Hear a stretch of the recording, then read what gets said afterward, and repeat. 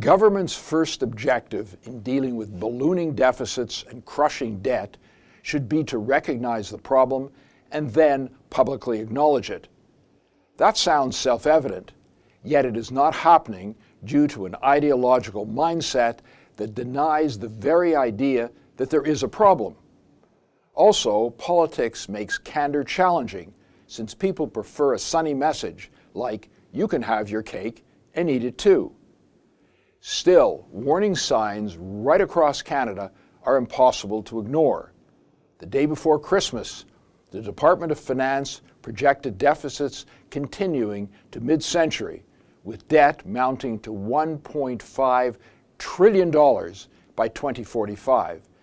That's startling, since only 2 years earlier, the department projected that all the debt would be paid off.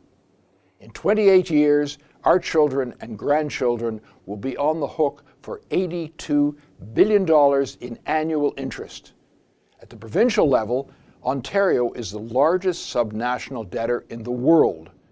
Debt servicing for federal and provincial debt totals about $6,800 for an Ontario family of 4.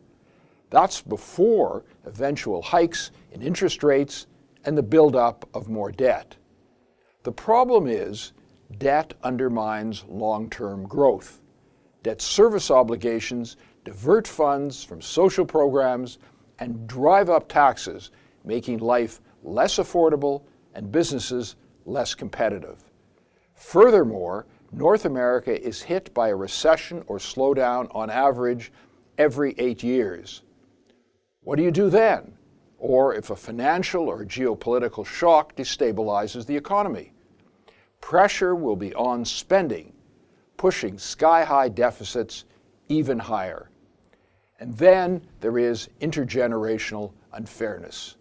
A recent Manning Center poll revealed that 82% of millennials believe that debt and deficit are major problems. It looks like young people are starting to understand that so-called progressive fiscal policies do not mean progress for them.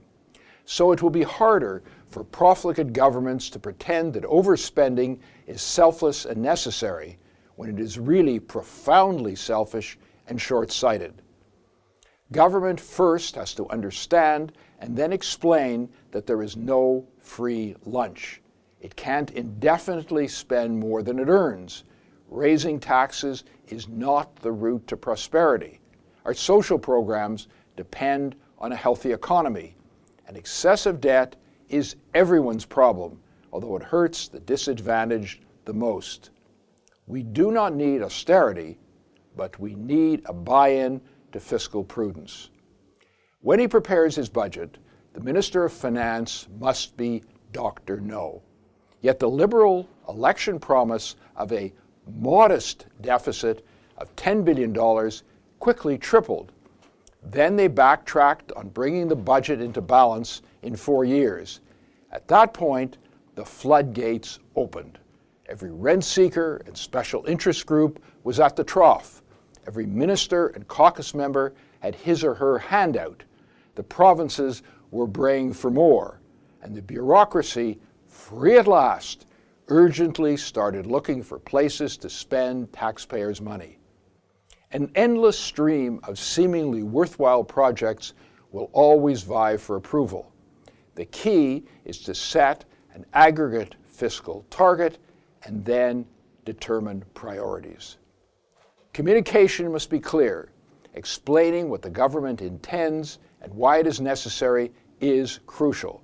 It is important to listen to caucus MPs because they are close to their constituents.